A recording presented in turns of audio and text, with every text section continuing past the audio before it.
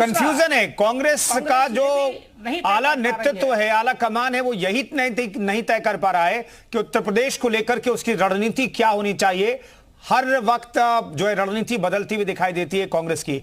तमाम मेहमान हमारे साथ बने हुए हैं, चर्चा जारी है। और 2014 में जब स्मृति ईरानी हारी तो लगातार वहां पर जाती रही, लगातार इंटरवल में वो वहां जाती रही, लोगों से बातचीत करते रही। और 2019 में जब जीती, मंत्री तब भी थी, तब भी वो लगातार जा रही है। लेकिन राहुल गांधी नहीं जा रहे हैं अमेठी। राहुल गांधी झांकने में नहीं गए हारने के बाद। कैसे जीतेंगे? देखिए, ऐसा है कि 3 लोगों का मुझे जवाब देना है, मुझे थोड़ा समय दीजिएगा जवाब देने का। पहले बात सर, पहले मेरे सवाल का जवाब दे लीजिए।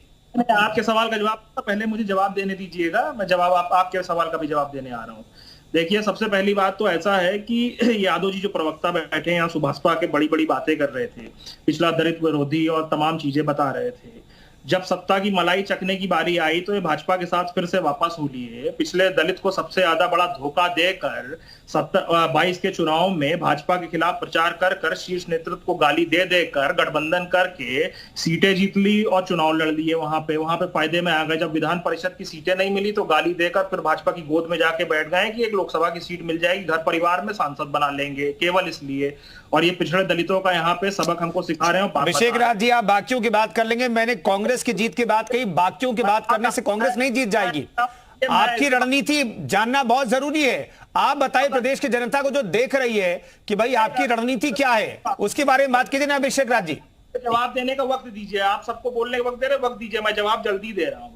तो एक बात तो ये हो गई, कांग्रेस पार्टी का राष्ट्रीय अध्यक्ष कौन है? मल्लिकार्जुन खड़गे जी, जो दलित समाज से आते हैं और ये बता रहे हैं कि हम दलित विरोधी हैं। ये तो परिवार की पार्टी है, इनके परिवार के वहां पे लोग अध्यक्ष बने हुए हैं। ओम प्रकाश राजभर के अलावा किसी को अध्यक्ष बना के दिखाएं अपनी पार्टी का। आलोक अवस्थी जी बात कर रहे थे कि 40 चुनाव में से 50 चुनाव में से 39 चुनाव कांग्रेस पार्टी हार गई। ये भी आंकड़ेबाज है। मोदी जी की तरफ कौन से आंकड़े प्रस्तुत कर रहे हैं? कर्नाटका हमने हराया, हिमाचल हमने हराया, मध्य प्रदेश हमने हराया, छत्तीसगढ़ हमने हराया, राजस्थान हमने हराया, तमाम राज्य हमने हराए। बेमानी करके वहां पे सरकारें बना ली महाराष्ट्र वगैरह में और मध्य प्रदेश में, वो एक अलग बात है।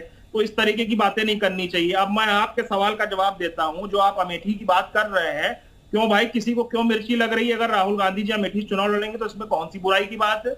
और स्मृति ईरानी की आप जहां तक बात कर रहे हैं, उनसे ज्यादा झूठ कोई बोलता नहीं है। सिलेंडर सर पे रख के, टमाटर की माला टांग के तमाम प्रदर्शन करती थी जब सत्ता में नहीं थी। और आज जो हाल है, 200-250 रुपए किलो टमाटर बिक रहा है, तब उनकी बात कहां चली गई? क्या अमेठी की जनता अलग है? क्या अमेठी की जनता को 2.5 रुपए किलो टमाटर मिल रहा है? 10 रुपए किलो चीनी मिल रही है? मणिपुर में जब इतनी बड़ी घटना हो गई, उसका जवाब ना देने के बजाय राहुल जी के ऊपर अनर्गल। अभिषेक राज जी, आप ये बातें करेंगे और अमेठी की जनता कांग्रेस के लिए वोट करेगी, या फिर राहुल गांधी आकर के अमेठी में अगर ये बातें कहते हैं तो वो इंपॉर्टेंट होगा ना? अभिषेक राज जी, आप इस तरीके से टीवी डिबेट पर बैठ करके क्या अमेठी की जनता को राहुल गांधी के लिए वोट करने के लिए प्रेरित कर सकते हैं? अभिषेक राज, छोटा जवाब। राहुल गांधी जी सांसद अमेठी से ना होने के बावजूद भी अमेठी की जनता से टच में रहे। और ये बात सरासर झूठ है कि वहां झांकने नहीं गए, देखने नहीं गए। हमारे कार्यकर्ता वहां पे एक्टिव है, लोग एक्टिव है। राहुल जी की तमाम लोगों से बात होती है, हर के सुख दुख में साथ दे रहे हैं। अभी 24 का चुनाव आ जाएगा, स्मृति ईरानी की जमानत जब्त हो जाएगी, असलियत स्मृति ईरानी को पता चल जाएगी, जो बड़ा चिल्ला चिल्ला के झूठ बोलती है पार्लियामेंट से लेकर मीडिया के साथ। अभी सबके सामने पोल खुलने वाली है 24 का। ठीक है सर्वेश जी का मैं अब रुख करना चाहता हूं। बीजेपी के आलोक अवस्थी के पास जाना चाह रहा था मैं, लेकिन आलोक जी मैं आपके पास लौटता हूं। सर्वेश जी का मैं रुख कर लेता हूं। सर्वेश जी, चुनाव कैसे जीतते हैं? क्या घर बैठे, या फिर आप इलाके में नहीं गए? जो आपकी सीट पुश्तैनी सीट कही जाती है, वहां पर आप हार गए तो गए नहीं झांकने के लिए। चलिए शब्दों का इस्तेमाल हो सकता है गलत हो, लेकिन वहां पर गए नहीं आप, जनता से कनेक्ट नहीं हुए। और दूसरी तरफ जो चुनाव हारी या जीती, स्मृति ईरानी लगातार अमेठी जाती रही, लोगों से बातचीत करते रही, लोगों के बीच रही, सुख दुख में वहां पर मौजूद रही। इससे फर्क पड़ता है क्या? कुंदन जी, बिल्कुल फर्क पड़ता है। और राजनीति संवाद का दूसरा नाम है।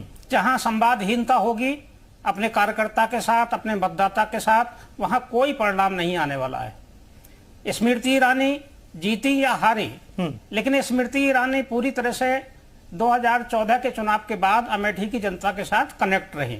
उनका कामकाज कैसा है इस पर हमें टिप्पणी नहीं करनी है।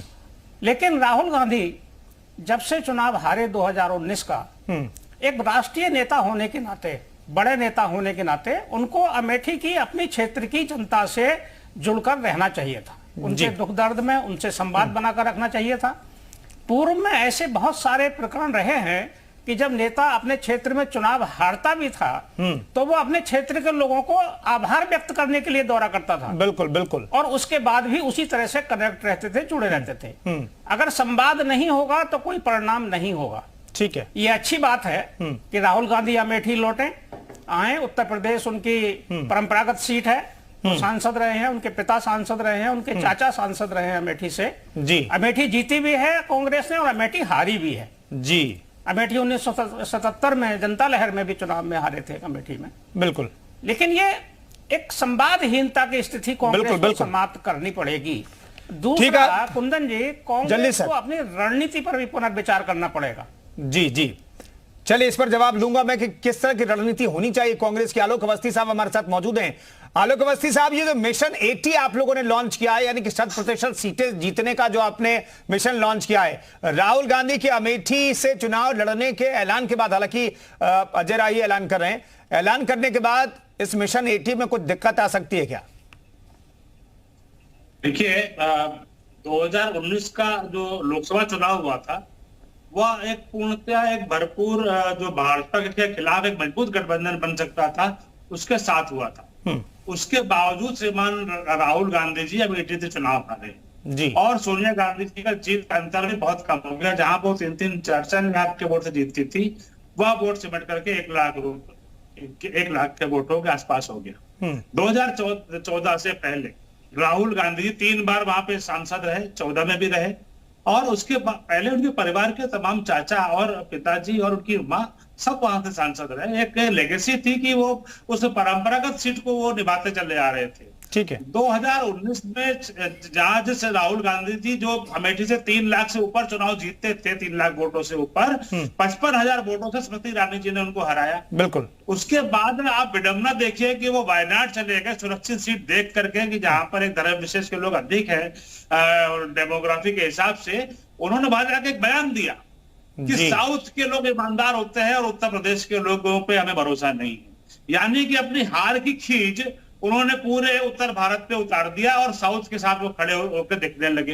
ये कैसा दोहरा चरित्र है कांग्रेस का। राहुल गांधी जी किसी भी हालत में उत्तर प्रदेश के अंदर इस बार रायबरेली सीट पे नहीं जीत सकते, मेरा स्पष्ट रूप से कहना है। और मैंने अजय राय जी का एक बयान और देखा है कि वाराणसी से वो प्रियंका गांधी वाड्रा जी को लड़ाना चाहते हैं। तो वाराणसी का जो चुनाव परिणाम है वो भी आप सुन लीजिए कि 2014 में अजय राय जी वहां से चुनाव लड़े थे, 75,000 वोट मात्र पाए थे, और मोदी जी वहां पर 6 लाख, मोदी जी वहां पर 5,81,022 वोट पाए थे। यानी कि अजय राय जी की जमानत भी नहीं बची थी। 2019 के चुनाव परिणाम में मोदी जी को 6,74,664 वोट मिला था और अजय राय जी वह तीसरे स्थान पे थे 1,52,000 वोट लेकर के। वो प्रियंका वाड्रा जी को लड़ना चाहते हैं। हम तो कहते हैं कि प्रियंका वाड्रा जी जरूर यूपी के अंदर आए। वो यूपी की प्रभारी होते हुए यूपी में पूरा कांग्रेस का सुपड़ा साफ कर चुकी है। जहां जहां चुनाव हारी वहां के कांग्रेस अध्यक्ष की बरी ले ली, लेकिन प्रियंका वाड्रा ने इस्तीफा देना ठीक समझा, ना ही उन्होंने उन्होंने जो है कांग्रेस के अध्यक्ष की बरी ले ली।